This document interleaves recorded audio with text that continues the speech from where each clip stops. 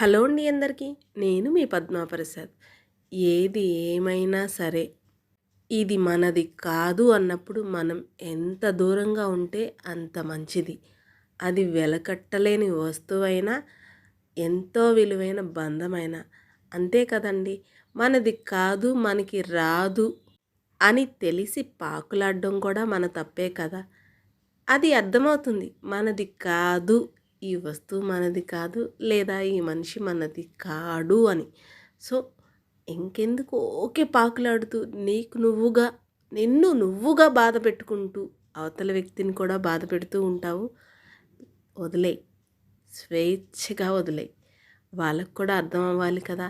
నువ్వు పట్టుకున్నంత కాలం నీ విలువ వాళ్ళకి తెలీదు. వదిలి చూడు ఒక్కసారి, అప్పుడు తెలుస్తుంది. కాకపోతే అప్పటికి కొంచెం లేట్ అవుతుంది. తప్పదు మరి.